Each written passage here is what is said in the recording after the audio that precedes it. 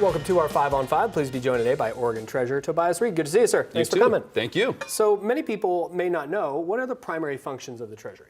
Well, the state treasury is not, as some people think, anything to do with tax collection. What we do is keep public money safe and hopefully growing before it's needed to pay for important things like teachers and police officers and roads. So our job is investing the state portfolio. We manage the debt that the state has to finance infrastructure, and we have a series of financial empowerment programs to help people save for college, for retirement, and those sorts of things. Okay, and we'll get into that in a moment. I'm curious first about PERS, the Public Employee Retirement System, always a hot topic, of course, in Salem, especially this past week. Do you manage that pension fund? We don't manage the design of the program, we manage the assets. So it's our job to invest that portfolio. It's a significant amount, about $75 billion, and we want that number growing all the time. The good news is that we are among the very best at that. There's a group of 46 pension funds that are similar size that make up our peer group, and over the last 10 years, we are #1 in terms of performance, and that is a good thing. It's a credit to the people at Treasury, and it's a benefit to the entire state. Yeah, certainly good news to all Oregonians, let alone our public employees.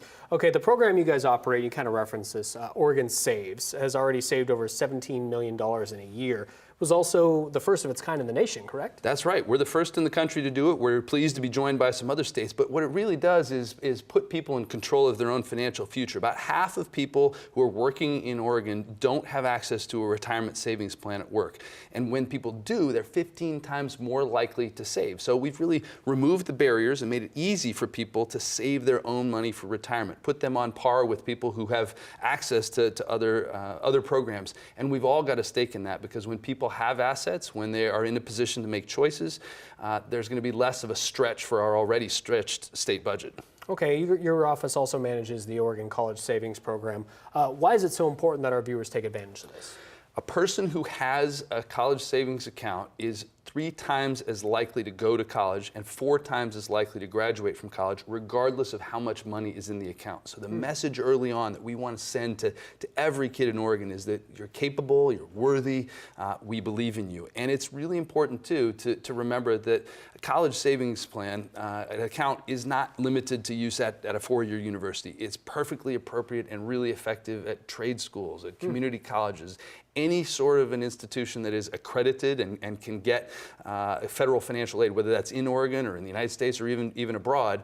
The point is that there are lots of routes to success, but just about everything requires some kind of education or training beyond high school. And we want families and people to feel confident that they can get there and do what they want. Yeah, so they have options down the line. You're not necessarily pigeonholing anybody 10, 15 years down the line. There's so much talent in every kid in Oregon, and I care so much about investing in kids and seniors, making sure that everybody has a chance to be in control of their own financial future. All right, very good. We're going to take a quick break. Sure. Much more in a moment. Stay with us.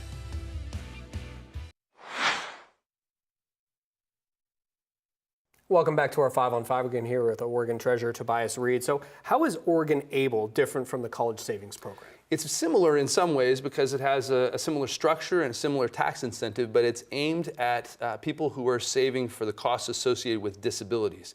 And it's really a game changer because many of those benefit programs, whether it's Medicaid or SSI, have an asset limit. And if a person accumulates more than $2,000 in assets, their eligibility for those benefit programs comes to an end. So ABLE is different than that and allows families to save and not run afoul of that asset limit. So they're not jeopardizing their eligibility by saving. And this is a fairly new program in Oregon, started at the end of 2016.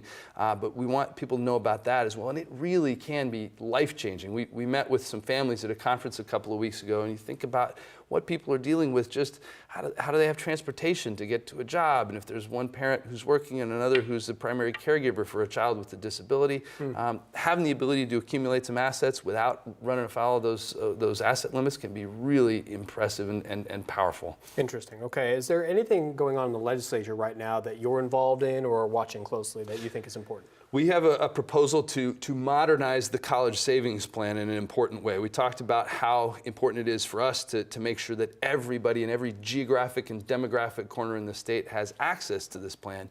Right now there's a tax deduction for contributions, which is helpful and good, but if you don't have enough income to deduct, that incentive is not meaningful. So we've proposed a change where that deduction would be transformed into a credit and useful, therefore, to everybody across the income spectrum. So if, in that scenario, if you made a contribution to a college savings plan, your tax bill would get smaller or your refund would get bigger. And we're really trying to direct those resources to the folks who maybe don't have a tradition of education after high school or who don't know about this program, so we can get them on the path, changing not only their means, but their mindset about what happens after high school. Is that something that, if that changed here in Oregon from a deduction to a credit, is that something that could go federal as well? So the incentives that go with college savings plans are on a state-by-state basis. Sure. If we do that, we would be the first to do it, and certainly I would tell others about that experience. I think it can be a really effective thing to direct those resources to people who need it. But we'll see. Hopefully we'll succeed. All right, very good. Good to see you. You Thanks too. for taking the time. Appreciate it. Thank you. Stay with us. We'll be right back.